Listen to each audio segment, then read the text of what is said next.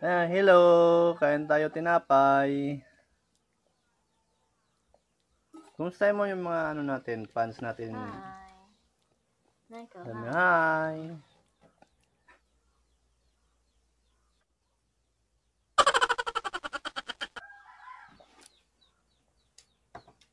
Selfie kami, baby, selfie.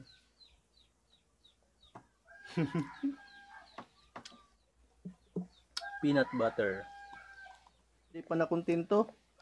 Gusto pang ano? So yan mga idol, magandang araw at kumusta po? Lalong-lalo na sa lahat ng mga nanonood ng mga video ko. At sa lahat po ng mga sumusuporta. Uy! Dali nga, di dali. Maraming salamat po.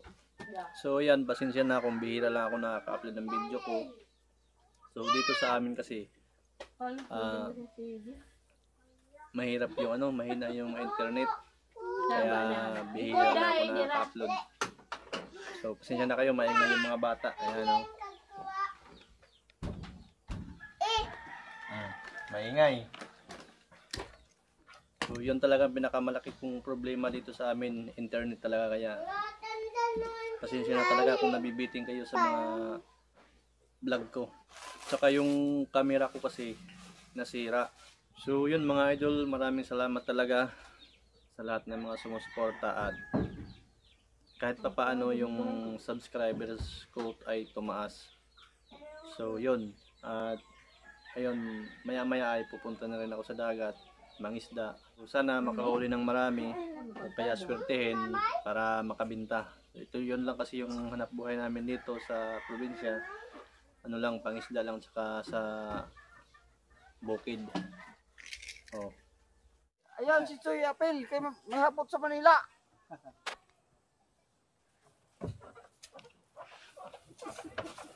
Yo, mga idol. Ito yung panghuli namin ng bangsi o flying fish. So ginagamit namin ito sa gabi. At ito yung bangka na ginagamit namin ng bayaw ko. So medyo ano na siya, luma na. Klaro. Ikaw sa masunod. Pagkata naman sa Kibali ha. Video na yan ang toy. Video na Awang ka Choy. So yan. Mga ganitong oras lalaot na kami. Hahanap kami ng pwesto dun sa dagat. Ginagawa namin, minomonitor muna namin yung dagat, baka may mga ano, mga malalaking dolphin tsaka maraming damuhan. Pero nga. May plano ganito Choy. Plano ginako. So yan yung mga bangka namin, nandito na lahat. Lahat to ay pamunta na ng ano, palaot na.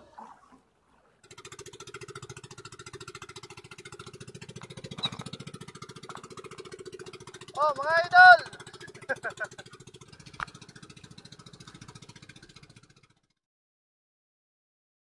So ayan mga idol, nakauwi na tayo galing dagat. At konti lang yung nahuli na bangsi. So yun, kaya kaunti lang nahuli namin dahil hindi maganda yung agos ng ano, dagat. Kanina hindi ako nakakuha ng video doon sa laot dahil malakas din ang ulan. So yan mga idol, maghapunan muna kami kasi saka ganito ang ano, ang buhay namin sa probinsya. Ito yung pagkain namin. Ngayon yan yung sinabaw, yung kanin. So yun. Ayan mga idol, kain na tayo. Sensya na kayo yung hapunan namin. Inabot na ng gabi.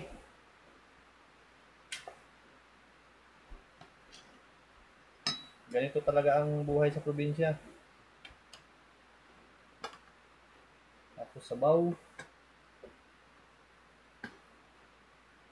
Minsan pagka nasa laot ka, naabutan ka ng ano, ng malakas na ulan.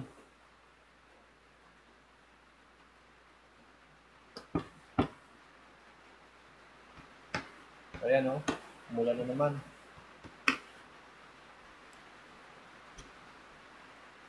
Ayan oh, dami ng kanin ko. Saka yung ano, gulay. Super, gutom na gutom ako sa dagat. Kaya, paparami yung kain ko ngayon. Dito kami natutulog.